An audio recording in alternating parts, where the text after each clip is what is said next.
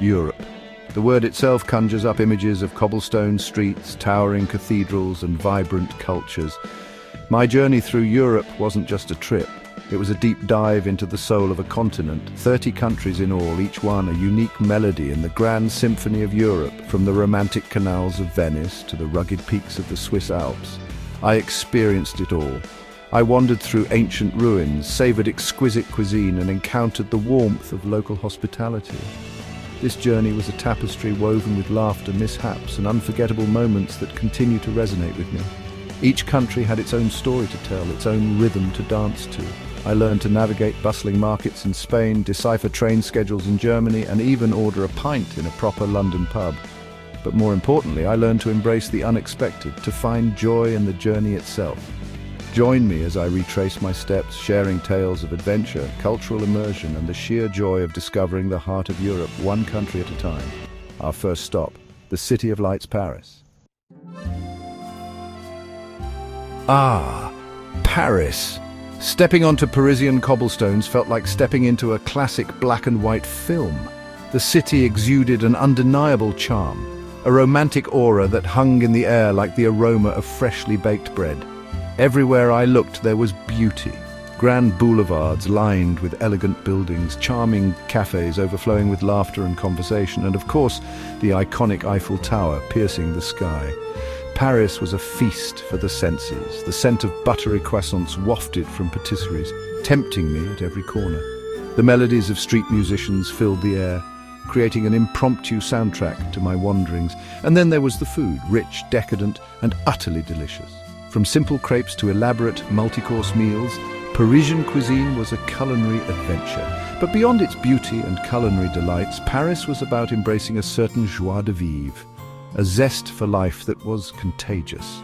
It was about strolling along the Seine at sunset, watching couples dance beneath the twinkling lights of the Eiffel Tower. It was about lingering over coffee and conversation in a sidewalk cafe, observing the world go by. Paris was a city that seduced the soul, leaving an imprint on the heart long after the last croissant crumb had been savoured. My adventures in Paris weren't without their hiccups. My French was, to put it mildly, atrocious. I once tried to order a simple coffee and ended up with a plate of escargots. Don't ask how that happened. But even these miscommunications became part of the charm. The Parisians, despite their reputation, were incredibly patient with my linguistic blunders. Often a simple smile and a bonjour were enough to bridge the language barrier. And then there were the pastries. Ah, the pastries. Even with my limited French, I could always manage to order a pain au chocolat or a delicate macaron. These sweet treats became my solace, my reward after a long day of navigating the city and butchering the French language. In those moments, sitting in a sunny Parisian cafe, savouring a melt-in-your-mouth croissant, I realized that sometimes the best way to experience a new culture is simply to surrender to it, language barriers and all. Of course, no trip to Paris is complete without a visit to the Eiffel Tower. Ascending to the top, gazing out over the city sprawling below, was truly breathtaking, but Paris was much more than just its iconic landmarks. Wandering through the Louvre, marveling at masterpieces like the Mona Lisa, was an awe-inspiring experience. Exploring the charming backstreets of Montmartre with its artists and their colourful canvases felt like stepping into another world. A leisurely boat ride on the Seine, gliding under bridges as the city lights twinkled above, was pure magic. And no trip to Paris would be complete without a visit to Notre Dame Cathedral, its Gothic architecture a testament to the city's rich history. These were just a few of the countless gems that Paris had to offer. But beyond the must-see attractions, it was the little moments that truly captured the essence of the city.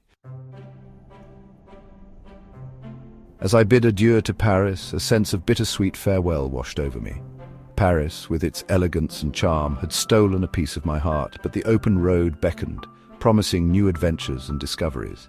Next on my European escapade, Amsterdam, the Dutch capital, with its charming canals, laid-back vibe, and unique cultural tapestry, awaited. Get ready for tales of cycling adventures, artistic treasures, and perhaps a taste of some local delicacies. Until then, bon voyage!